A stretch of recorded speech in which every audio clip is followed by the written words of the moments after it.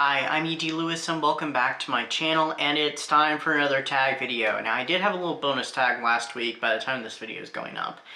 I'm back with another tag video. I'll have another one this month as well. And also at the end of this video, I'm going to have a little bit of an announcement, so stay tuned for that. Okay, so today's tag video is the Horror Villains book tag created by Cliff's Dark Gems, and I was tagged by Cliff's Dark Gems. It's just been a while since this tag went up, because I think it was during the holiday season. But I finally have gotten a chance to do it, and here we go. So prompt number 1 is Pennywise. Oh yeah, by the way, I think you can do book or movie on all these. I'm not sure what I'm going to be doing for each one. I think I said unless I cut it. I did not prepare my answers. I probably should have for this one. Alright, so number 1 is Pennywise, a book or movie where children are terrorized by a supernatural entity or monster. Yep,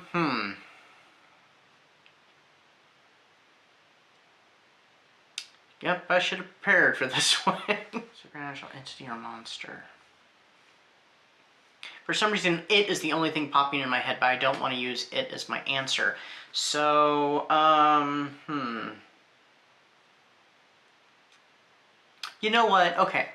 So, I mean, this would be a supernatural entity. So I'm going to go ahead and go with the book, though I could go with the movie.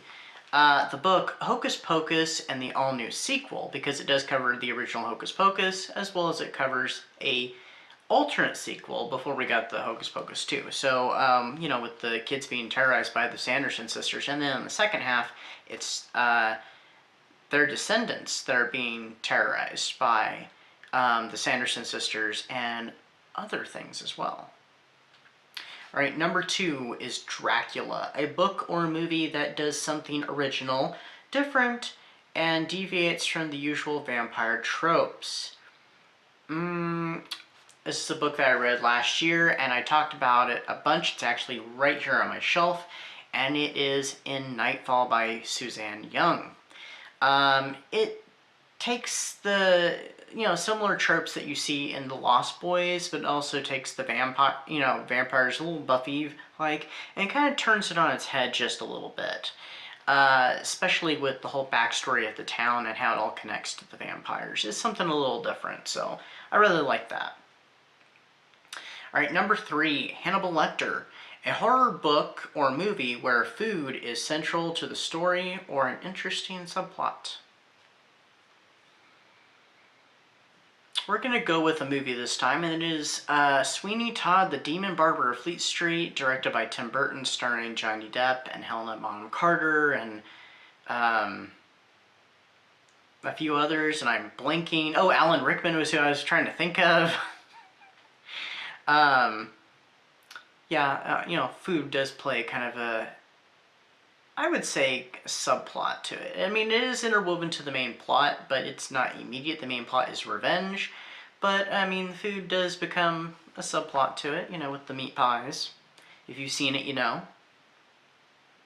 Alright, number 4 is Pinhead, a book or movie with a character or characters that is sadistic and or masochistic.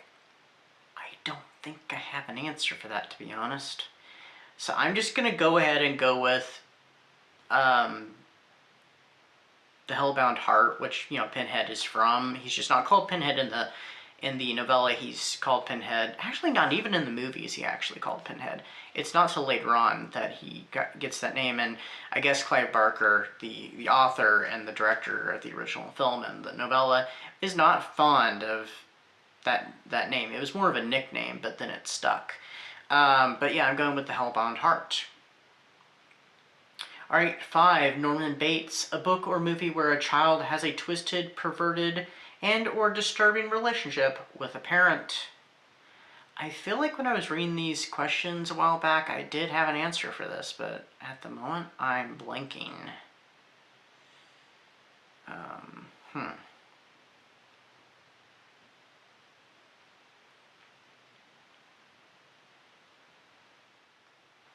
You know what? I think I'm going to go with the movie for this. And it's been a while since I've seen this movie, so bear with me. I'm going to go with Stephen King's Sleepwalkers because the mother and that son, their relationship's a little creepy. And if you've seen it, I'm pretty sure you know what I mean. I mean, like I said, it's been a while since I've seen it, but it's a little... okay, especially one scene in particular. Yeah, so it's another if you know, you know. Number 6, Damien Thorne-The Omen. A book or movie with a creepy, possessed, or demonic child. I kind of don't want to go with the obvious with this. I mean, the obvious would be with the prompt itself like I did with Pinhead, but... I haven't read too many books with creepy children in them, so I'm gonna go with The Exorcist, because, you know, we have Reagan who's possessed by the demon Pazuzu, and I mean, it's classic, you know, 1970s horror. It's, you know, it's like cemented into our pop culture. I mean, you can't get any more classic than that. I just haven't read that many books with creepy or possessed children, per se. You know what? Actually, I'm going to change my answer. I'm not going with The Exorcist. I'm going to go with, and I can't remember the name, I think he's called Stephen in the book. And I can't remember where I have that book off the top of my head. I'm blanking on the title, but it will show up on the screen. But it was a book that partly inspired the movie The Haunting in Connecticut, and it's a book based off of the claims of the family that the movie is about. I think in the book he is called Stephen, and I'm trying my best to remember the title of that book, and I cannot remember it. But, I mean, he gets kind of, you know...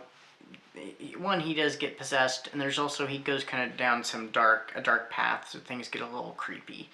I just cannot think of the name of that book. Oh well, like I said, it'll be on the screen, you'll know what the book is. So anyway, number 7, Mr. Hyde. Dr. Jekyll and Mr. Hyde. A book or movie with a character that pretends to be sane / normal, but is in fact pure evil.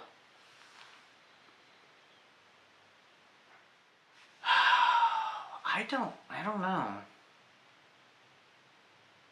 Pretends to be sane, normal, but is in fact pure evil. So, you know, it has to be something with a twist.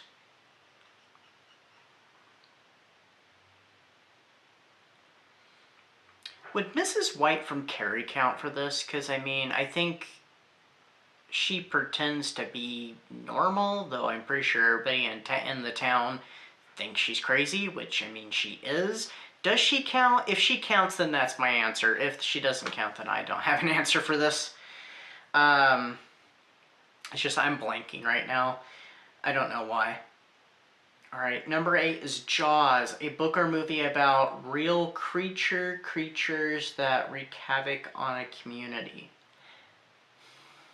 I don't read many animal attack books, but, oh, you know, I do have one for this. It's a short story, though. It's not a book. I mean, it was turned to a movie, though, and that is The Birds by Daphne du Maurier. It's about, you know, birds are a real creature, unlike, you know, say, werewolves or something like that. And they attack this community, and they're attacking the world. And there is kind of an explanation that is hinted at in the book. But, yeah, and it's kind of a freaky story. It's not one I'd recommend for anybody who has fear of birds, though. And I can't watch the movie, because when I watched it for a college class, actually, there's a scene toward the ending where a character is trapped, and I just kind of flipped out. I was just like, you know, get out of there, and I was like yelling at the screen almost, and it was just, yeah, so I kind of traumatized myself with that movie, so I can't watch it. So, yeah, The Birds by Daphne du Maurier. Number 9, Annie Wilkes, Misery, A book, sorry, I'm thinking number one fan right here. A book or movie about demented evil doctors and or nurses. I'm going to go with the movie here, and I'm going to say Mr. Giggles. If anybody has seen that movie, it's about this, I don't think he was an actual doctor. I think he was, you know, his father was a doctor. It's been years since I've seen this. I was a kid when I last saw it. I had it on VHS. Yeah, something great for a kid to have. Is this guy, he escapes from a mental institution, I believe, and he goes around killing people. And I think his father was a doctor. I don't think he was an actual doctor, but anyway, it's called Dr. Giggles if you've seen it. I think it's from like the 90s or late 80s or something. All right, and number 10, Charlie Menck's Nosferatu. This is the Joseph Hill. I haven't read the book nor seen the series though, but I have heard of it. A book or movie where a character, human or otherwise, has the power / ability to transform people into some other lesser version of themselves. I don't have an answer for this, I'm afraid. Yeah, I'm sorry about that, and I don't know about that. If I've read any books or anything like that. Lesser version of themselves. The only thing that's coming to mind right now is like Dracula preying on Lucy and turning her into, you know, this, you know, making her ill, and then she becomes a vampire, and so she's, I don't know if that's really a lesser version of herself though, personally, but that's what comes to mind. But that's not my answer. I don't have one, but yeah, I'm not sure about that. So anyway, I'm not tagging anybody for this video specifically. If you have not done this tag and you are interested in doing it, please do so. Please check out Cliff's original video. I know this tag has been up for a while, so I'm sure plenty of people have done it. If you have not and you are interested, please feel free. And please follow Cliff's video and his channel. Sorry, it was me and his channel. I already said his video. Alright, here's the announcement portion of the video. So during the month of March, I took a little bit of a hiatus. So I could work on a project that I had actually started last year, but haven't gotten to complete until now. So that project is the complete and slightly revised version of Long Buried, a tale of gothic horror. Now the story has been originally published in the HorrorTube anthology Local Haunts, but unfortunately it is not the complete version that I originally wanted to submit. I had to cut a little bit out of it prior to my submission because of a slight oversight.